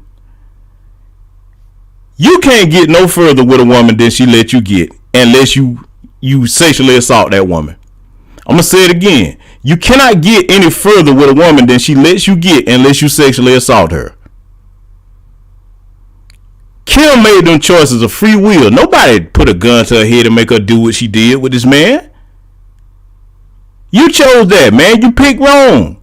That's your responsibility to deal with. See, when you get money like that too, on his level, it allows you to dwell in a perpetual childlike state if you wasn't raised a certain way, if you don't have people around you that can keep you grounded. You get to the point where you start just babbling nonsense and you live almost in a fantasy bubble, because you can to a certain extent until you go too far outside of that bubble like that idiot is now, and these small hats are teaching him a lesson. That's when that bubble bursts and you realize that, yeah, you still black in America, and that money that you talking about you got, they can make that worthless overnight. Let's let them continue. If y'all don't give a fuck about me, I still love you, but it's less a responsibility. You know what I'm saying? We gotta come collectively together. That was hard. That was real. But that's what, you know what I'm saying? Like, there's nobody. Now that we got that out the way, we're going to get to this part of this Piers Morgan interview that I'm including this here. And if you're just coming in here, please do hit that like button. We are discussing wanting every silly tool entitled W.E.S.T, because we're going to show you what not to do if you ever find yourself in a position of power in this country as a black person, male or female. We're going to show you what not to do. This portion of this interview that I chose to include in this, it's going to show you what happens when you let that ego get out of control and you start buck dancing and cooning to the point that you think you're a little dark-skinned white person. Let's let him talk. That gets judged more than a straight white male. The straight white male has the least amount of a platform to even speak. A straight white male can't say, my wife hurt me today, because people will say, well, you're hurting women. A straight white male can't say, hey, a black employee didn't come in to work on time, because then people will say you're racist. A straight white male. Did y'all hear this fool let them words come out of his mouth? Ladies and gentlemen, let me explain something to y'all, right? We are a very compassionate people. Dr. John Henry Clark has often described it as us having a beautiful humanity. I know that to be very true because of the family that I grew up in and me traveling in different places in the world and witnessing the beautiful humanity of black people across the world. But there comes a point where you have to recognize when one of your own is a detriment and needs to be cut off. If your mind is that far gone where you making statements talking about the straight white male is the most oppressed in the country, what are they being oppressed by? See, let's deal with this. Let's debunk this once and for all. Any oppression that a straight white male is under is at the hands of other straight white males. Nobody else in America has the ability or the power or the resources or the system to oppress a white male, even a poor one. We don't have the power to oppress these people at all. And let's deal with this so-called straight white males are the most oppressed. If you gonna claim that, the child support system, the family courts and all of that, a lot of these messed up policies that you have in government, who making the decisions on that? Punk, simp, straight white males. That's who, let me take that back. Not all of them are straight. Looking at the totality of the issues, not all of them in power are straight. Let me be clear on that. So if anybody's oppressing them, that's a white male problem. That ain't got nothing to do with black people. And it's untrue. And then to further add to this, when you see a Candace Owens or a Kanye West putting the cape on like this, ask yourself, when do you ever see white people speaking up about our condition in this country like that? Now, I'm not talking about the few little outliers that'll speak up here and there. I'm saying, when do you see them speaking up like that in large numbers? And then let's look at the few that do actually stand up and try to speak truth to power. Look at how the rest of their community looks at them. You better understand that once you go off cold with the dominant society and the anti-black buffer class groups, you have marked a scarlet letter on your forehead for the rest of your life. I'm going to say something to you that's going to sound pretty cruel, but it's necessary. That same scarlet letter that they put on them people, we're going to have to start putting it on the foreheads of these coons and ostracize them from our people. I don't care what they get into. Let me be clear. I do not agree with the way they're treating Kanye West because it is not right. But buddy, you on your own. I can't put the cape on for nobody wearing my uniform that don't respect my uniform. I can't do it. I refuse to do it. My ancestors, not even just the ones that I didn't know anything about, but I know my family history very well. The black men and women in my family, the things that they accomplished, that would be a disrespect to all of them. See, that's another thing about why you need to know your heritage and your culture, because it won't allow you to tolerate disrespectful things like this. If you have a sense of pride and honor for the people that you are and where you come from, when somebody starts disrespecting that, you don't cut them a pass on that by any means at all. So no, I can't cut him a pass on that. Let's let him finish his asinine statement. Can't speak on a homosexual person because they'll say you're homophobic. The thing about it being now, the last part of what he just said before we get to this next part, to go to show you how an ego can be out of control, he said that they can't say anything about a homosexual person or they'll be considered homophobic. Since when? Since when have they been reprimanded or severely punished about saying something about the LGBTQ community? They're the ones that get away with it the most. See, not that I'm saying good, bad, right, or wrong. I'm just gonna say what is. Right now, if there is a person in the LGBTQ community and they was to go to a black church, they'll be accepted. They really would, no matter what you believe about the scriptures and what's in there, because we all know what's in the Bible. However, I'm just making the statement of fact. Today, in 2022, if any person that's LGBT come to a black church, they're going to be accepted. You go to a predominantly white church and see if they're going to be accepted the same. Good luck with that. Good luck with that. When a lot of the crimes are committed against that community, it's usually straight white males. Remember that Pulse nightclub situation down in Florida? Who committed that? There wasn't no black person that did that. Yeah. See, this man, a lot of times, for those of you that keep calling this man a genius actually thinks before they speak. A genius is smart enough to understand when they're not informed on something, to close their mouths and say, hey, listen, you know what you just asked me about? I need to gather more information before I can make an intelligent and accurate statement on that. I'm not well versed on that. That's what a smart person does. This man don't have the sense enough to do that. But see, this next clip that I'm going to play right here, again, this is what happens when you forget that you black in America just because you have some money. Let's let him do his own talking. This is like, I could literally say anti-Semitic shit and they can't drop me. I could say anti-Semitic things and Adidas can't drop me. Now, oh, really?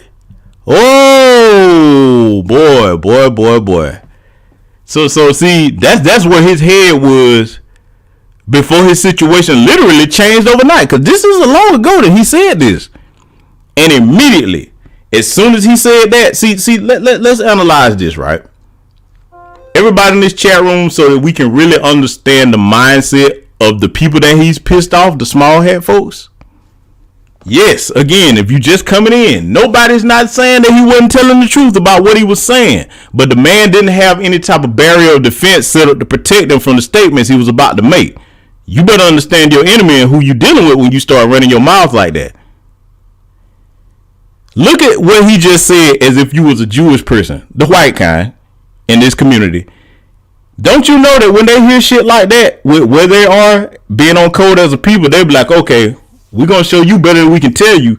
The minute that they saw this clip circulating, they got to calling everybody in the business institutions that this man do business with. Let me tell you something. Even the people that he think he cool with that's Jewish, you better believe they got them phone calls too. They're like, look here, that little nigga that you hanging with, you heard what he said and you know what we feel about that. You know what we do as a community when somebody disrespect us as a people. Now you got a choice to make. Either he's your buddy and you gonna ride with him and we treat you like we treat him and ruin you economically too, or you better stand with your people because we finna get ready to move on this as a collective. That's how a Jewish person looks at what he just said. I hope that we get that ability and level of on-code behavior amongst us, because I'm gonna tell y'all something, man. You better look at them people. You better look at them small hat people. They're not a large number. They don't really vote like that, but they have an economic base that's solid and a code. Do you know what you can do in small numbers when you get your finances together and you abide by a strict code as a collective? We could change our situation damn near overnight. We really could. A lot of y'all don't understand that really could happen. All we got to do is adopt that same code. And I'm asking everybody in this chat room, don't you want to know what that feel like? Don't you want to know what that feel like? See, I'm going to tell you how I know we got the ability to do it, in case anybody in the chat said, well, GBS, we don't have that kind of power. We don't have the ability to do that. Yes, we do. Yes, we do. I'm going to point out some subtle things that a lot of y'all don't notice. And a lot of you in this chat room have participated in this, right? I'm going to show you something. Remember the Popeyes chicken sandwich craze? Yeah, I'm going here. Follow me. We going here for a reason. The Popeyes chicken sandwich craze, right? Do you know how much free marketing we gave these people? Because of all of us, people was cutting their own little commercials and stuff on their cell phones, and they used that in their advertisements. I saw it. Y'all remember that, right? So when a people decides to do that, that's a part of being on code, moving as a collective with one agenda. The agenda was us doing what we do as a people because we great, man. We make anything fun, man. We make anything trendy. We gave them people millions and millions of dollars worth of free advertising because we were on code to do that. But see, that's something that we wasn't even thinking about doing. We were just having a good time for those that did that. Look at the same thing with Nike. Okay, just using this for example. Everybody know where I'm going with the Jordans because it's a popular shoe. But they would not be able to do the sales that they do unless we were on code enough to say, okay, we're going to make this a fashion trend and we want to buy these shoes in large enough numbers. Unfortunately, we see people acting a fool about them shoes. I brought those two examples up to give you small examples of what we can do when we're on code without even thinking about it. Now, here's what I want to inspire everybody listening to the sound of my voice in the chat room to start imagining. Because, see, everything in existence manifested from thought first. Amongst the human world, everything in existence manifested from thought first. Just start to think, what would happen if we willfully and consciously decided to get on code for something that benefits us? Start thinking about that every day when you wake up. Start instilling that in your children in different ways. Teach them what it means to stick together for a common purpose. It should always start at home amongst the family. That's where your first real lessons about being on code should be, up under the roof that you grew up in. For those of you that are fortunate to have homes and families. But even those that don't have two-parent households, because we have to speak to our people as a collective. You can't turn back time. There are broken homes in our community. But if you are a single parent, single mother, single father, start thinking about what I just said. Start developing things to teach your child how to be on code with other black people in their family, other black people in their community. Because, see, these lessons that I'm talking about, you better believe that everybody in the dominant society and them anti-black buffer class groups, they start teaching their children early. They don't wait till they get 15, 16, 17 and start teaching them what it means to be on code and loyal to their people. They start that training, man, before they out of diapers. Think about it. For those of you in this chat room, if you've ever been in a store and you heard one of them that was 5, 6, 7 years old use the N-word, where do you think that came from? The people around them were using that around those children to get them conditioned to say, okay, look, this is a part of white supremacist culture. And that's child abuse too, because, you know, that's one of the most rotten things you can do is poison a child with white supremacist ideology. Any type of anti-black ideology, any type of hatred, period. Okay? So, see, the inverse of this for us should be to train our children to be on code, not in a hateful way. Loving yourself and protecting yourself from white supremacist aggression and anti-black racism doesn't mean that you hate nobody. It just means that you stick with your people. You get this instilled in them early on, okay? That is a critical part of black parenting today. I just want to point that out. That's something we're going to have to get serious about doing, brothers and sisters, because, see, you can't hand your child over to this world out here without teaching them about racism and white supremacy, because they'll grow up to be like a Kanye, and they'll be in a Kanye West position even if they become a billionaire. Let's let them continue. They didn't pretend that somehow having a broken leg. I know you see her little beady-eyed self sitting up here with that little peanut head. I know. I had to do it, though. I had to put the constricts in here for a reason. I understand that the sound of her voice makes a lot of y'all eardrums bleed. I can't stand listening to it either, but this is what we have to do when we try to teach these lessons. I want y'all to listen to her, right? And I put this portion in here for a reason, to show you that just because somebody says something that's correct, if you're a coon, that does not mean that you follow blindly behind this person. So brace yourselves. Let's let her talk, and we're going to break down what she had to say. Language, having broken down families was a symbol of who we are. And that is so unique to Black America. I don't subscribe to it. If that people say that's how you have to be Black, that's how you have to be Black. Listen to your psychological conditioning. If to be Black, you can't speak in proper English, or you're acting white, right? To be Black, I gotta do it. While you looking at her little chipmunk face ass, I want y'all to look at her, and while she talking, Picture a little old raccoon sitting there, a little animated raccoon. Everything I know, yeah. See, I'm trying to help you. I'm trying to help you stomach this. Picture a little old raccoon while she's talking. That'll make it a little bit more easier to bear. So just picture that. Just picture that. We have to jump up like a fucking trained chimpanzee, excuse my language, like a trained chimpanzee every single time the media runs a story and act angry and riot and talk about. You talking about yourself, Candace? You the biggest trained chimpanzee. How pained you were to see this happening to black people, but keep your mouth shut, right? When it happens black on black, because if you talk about the black on black crime, you're a race traitor, right? To be black, you need to celebrate LeBron James. You gotta say that you want. Candace, the reason we don't have to talk about the black on black crime is because the mainstream media does that every day to demonize our people. The reason why, let's deal with this talking point that Turning Point USA, okay, and places like Breitbart, and you know, you got a whole bunch of these different little coon organizations that recruit these tellers primarily, by the way, okay? They recruit them. Let me explain something to you about this whole thing about why don't black people march when it start happening to black people. Let me tell you why. Because see, when a black person commits a crime against another black person, that person is going to get punished. We don't have to plead and beg for something to get done to that person. That person is going to get punished. When a white person does something to a black person, we've seen that. With George Floyd's situation, a whole city had to burn for them to bring that man to justice and do the right thing. We have to make them do the right thing. And it shouldn't have to come to that. See, this is one of the most hypocritical things that a white supremacist can say when they call themselves a Christian, because see, if you really did have Christian values, you would believe in doing justice. You would believe in doing the right thing. It wouldn't take cities burning on fire for you to go and do what the right thing is and exercise justice, produce justice rather. Okay? That's why we don't have to run around marching for that. It's going to be immediate consequences for that.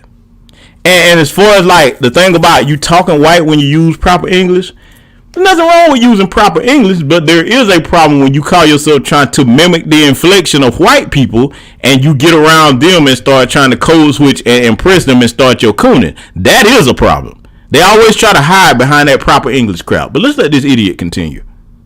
Be a football star, right? LeBron James, the greatest, right? When you see someone like Dr. Ben Carson, Dr. Condoleezza Rice, you call that person a coon because they betrayed you. You want to know why? Because they're talking about economics. They graduated and they've got tons of degrees. They're not being black enough. Don't listen.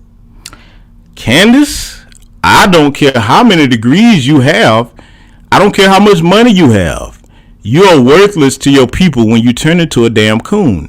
And see, this woman right here understands that what she's doing amongst us is not tolerated in other groups.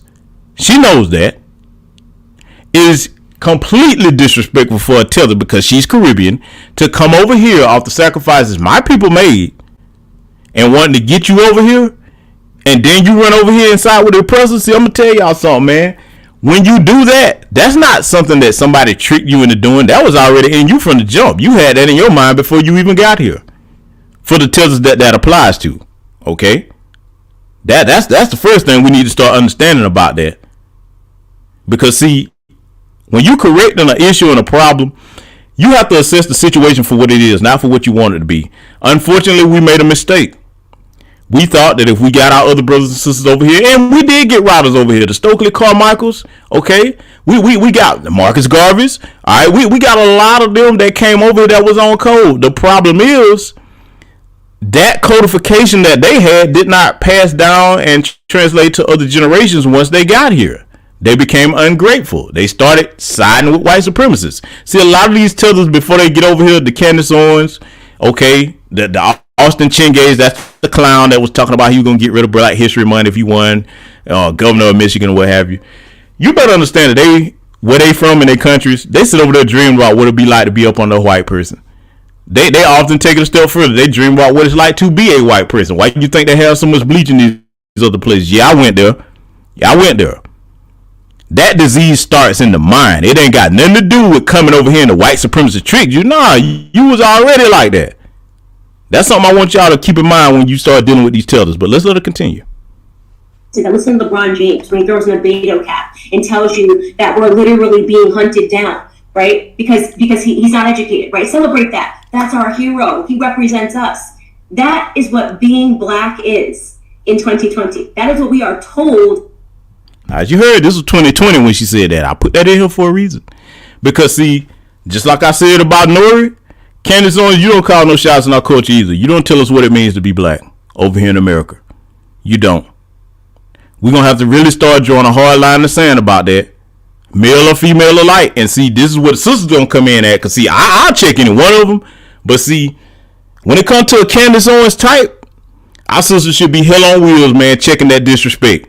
Let her know that, look, you don't call shots over here in our culture. We're going to have to remind these people that you're a guest over here in somebody else's house that you did not build.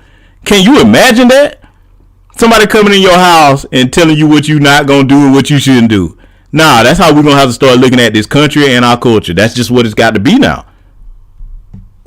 That being black must be in 2020. And we are then routinely told that we should be ashamed if we don't subscribe to that. I do not subscribe to that, okay? I don't subscribe to that. My family doesn't subscribe to that. The children that I will have one day will not subscribe to that, okay? That is not an example of black greatness, not an example of American greatness. It's an example of a broken culture that has been fostered by people that were racist in the 1960s and is being perpetuated now by people that are race hustlers in 2020, okay? Kanye West. All right, so we're going to pause right there. We're going to pause right there.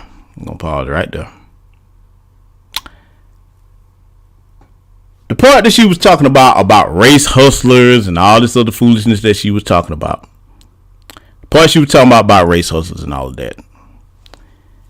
Everybody that calls out racism and white supremacy is a race hustler in her opinion, okay? And people like her, all right? But funny how she never finds it to be the other way around when we start to see the Tucker Carlsons and the other white supremacists using race to hustle their people. White supremacy is race hustling. You hustling your people to think that they're the superior race and they're supposed to be on top because their skin color and they're supposed to be so much smarter than other people. That's race hustling.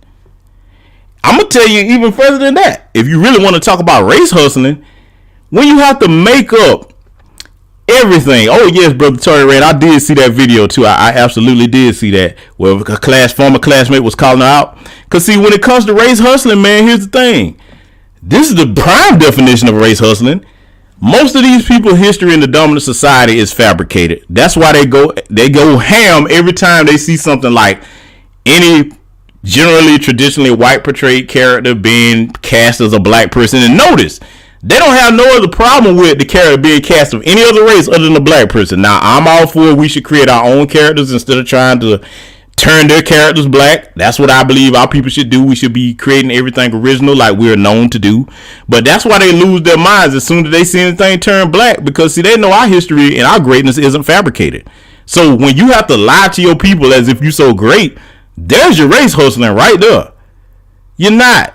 You lie, cheat, and steal your way through most of history. When you start looking back, oh, I got to go here with the white supremacist trolls are going to hate me. But look, I'm going to tell you the truth over here. Somebody got to. When you start looking back at most of their great icons and historical figures, when you dig deep enough and start to look back at their accomplishments, you find them having cheated some way, shape, form, or fashion. That's what you end up finding. Yeah, I had to go there with it. You find them end up cheating. But see, I'm going to let you check something out here, right? This next segment of this, I want y'all to pay close attention to this. I put the White Lives Matter t-shirt on first. You did by intentionally ignoring what Black Lives Matter would actually mean if it was applied. And it's people like this that are exactly the reason why I say what I... Now, this is what I love right here. I included this in this presentation for a reason because, see, when I see stuff like this lets me know that what we're doing over here in New Black Media is important. This is a young brother. I found this clip on TikTok. I don't know if many of you have seen it. Watch how he read this coonstress her rights. And see, this is what you want your child to be prepared to be able to do when they're faced with white supremacist foolishness from these buck dancing coons. Okay? You want them to be as sharp as this brother. I'm going to let him do his own talking. Pay attention to this. say in the way that I say it. I'm about to ether your shit. Now rewind. Let's run this shit back point by point. It wasn't Kanye West that put the White Lives Matter t-shirt on first. You did. You did by intentionally ignoring what Black Lives Matter would actually mean if it was applied. The simultaneous gall and irony of somebody who's on a network that is literally funded by fossil fuel billionaires to push a conservative worldview telling us that we deliberately ignore what BLM would mean is fucking crazy to me. 2. The simultaneous gall and irony of you telling the black community, look what you made me do, when both you and Kanye West are incredibly wealthy and could be educated on these topics if you gave a fuck, is crazy to me. 3. The fact that you don't fucking realize that you saying black people are ignoring the issues in the community, thus you had to put on the White Lives Matter shirt, is implicitly suggesting that White Lives Matter is antithetical to Black Lives Matter, is fucking crazy to me. Meaning the whole shit about ALM and, oh, don't forget about white people because we go through shit too, was literally just all bullshit according to your logic. Don't you have some media training? How did y'all watch that footage back and not realize that you just contradicted the fuck out of yourself? And 4, we'll get to the discussion about what Black Lives Matter would actually mean in a minute, after I let you get up real quick. It would mean taking a look at the real problem that is happening, which is our culture, a celebration of perversity pitched to us as if it's diversity. It's not. It is not diversity that we are celebrating. It is perversity. You said the same thing twice, and both times it meant less than nothing. 1, where does culture come from, Candace?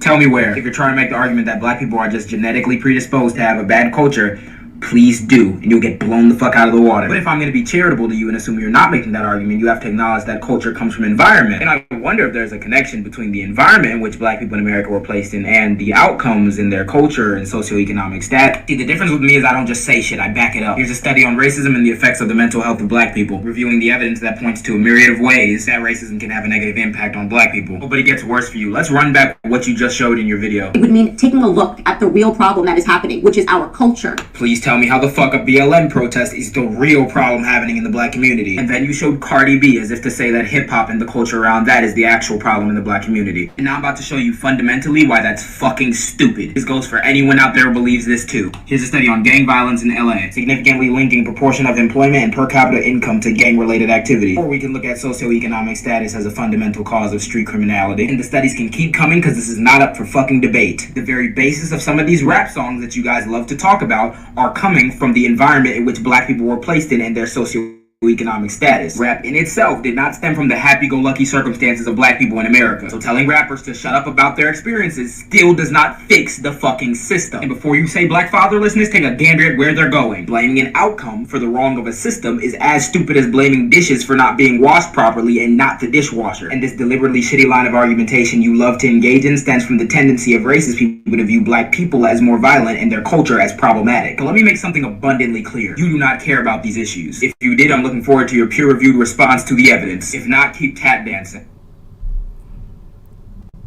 Now, ladies and gentlemen, that is how we need our young black people to be trained to debunk those talking points. That brother was surgically on point with everything that he stated. And see, let's start to look at how you get children that are prepared to do that. You get children that are prepared to handle themselves in a system of white supremacy in everyday life by exposing them to the works of our grandmaster teachers before us. You make sure that in that home of yours, you have a bookshelf or two, and make sure that it's filled with things that are going to add to the constructive thought process of a young black child. Make sure that you read together with your children. It should be a time in your home where, okay, everything else electronic, hey, we're gonna shut this stuff down for 30 minutes, an hour, whatever, and do some reading together as a family and discuss what you read. Talk about how what you are teaching them from the words of our grandmaster teachers. Start with Neely Fuller Jr.'s work. Talk about how it affects them in society. Have they noticed situations in their lives that they can say, okay, this applies to what I've read and what I've taught, and this is how I'm trained to deal with it. This is how you get young brothers and sisters like that, okay? That's how you dismantle white supremacy right there. A nation of young people that think like that, they're not going to vote blue no matter who, or red instead, without getting something tangible in exchange for their vote. They're not going to be the people that's going to grow up to be in a situation like a Kanye West or a Candace Owens. Because see, when you know yourself and you know where you come from, nobody can pull the wool over your eyes like that. So I brought this presentation to you today to break down the facts on why everybody that still got the cape on for this fool looks like a fool. Okay? He got to be over there.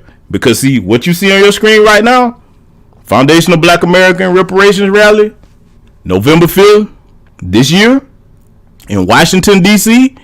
Every one of you that are able to make it, Foundation of Black American, even if you're non-FBA and you on code, please do come out to the event, because see, here's the thing that I want to stress that's important for you non-FBA brothers and sisters. Some of you may be in the chat. When we get ourselves together as a collective, look at how you are able to emulate that example and do that back where you from and amongst your people here. See, that's really going to be the thing that solves a lot of this tether issue. A lot of you that are over here, when you get together with like minds that are on code, y'all need to be the one to check them first before we have to say anything. Okay? Because, see, we love y'all, man. We do want to work together with you. But, see, you're going to have to be on the same page with us against this white supremacy, because that's a danger and a threat to us all. There is no greater threat to our people than white supremacy. Okay? And white supremacist collaborators within the system. Okay? So that's what I wanted to break down to you all today. I hope you learned something from it. I hope you got something constructive from it. And what I'm going to do later on, because I didn't include it in this broadcast, but I'm going to upload something to this channel, and I'm going to see if they'll let it stay up. But if not, I will put it on Patreon. And before I get further with what I'm about to say, shout out to everybody that contributed to the broadcast. A lot of times when I'm running through these presentations, as you all know, I tend to save acknowledging you by putting your names on the community wall as a show of appreciation. If I'm able to add you, if you have a channel, I will add your channel so that it stands out on the post. I usually wait till an hour after the broadcast to make sure that everybody that contributed to this broadcast has a chance to do so. Much respect to all of you. Thank you very much for your contributions, because, hey, everything that y'all donate over here is going towards bringing positive information to our people that can be used. Okay. So and that being said, I'm going to try to upload a clip of this documentary that everybody keep talking about, where they talking about, well, if you look at it, his knee wasn't really on his neck like that. Yeah, see, when y'all see that, man, and see how despicable it is, I'm going to tell you, anybody trying to cape for that dude, man, I don't know what to say to you, man. I know I can't call you a brother or sister. So with that being said, brothers and sisters, that's the end of the broadcast. We're going to wrap it up. I'm glad that you all were able to join us over here. If this is your first time over here, you appreciate what you heard and the content, do hit that subscribe button. Make sure you hit the like button on your way out if you forgot to do so. And then even after the broadcast, if you feel like contributing to it, if you feel like it was important, please feel free to do so. And that being said, brothers and sisters, I want you to make it to this rally if you're over here. Please do. Please do make it to this rally. We can't wait to see you. That's it. Black first. I'll see you all in future content.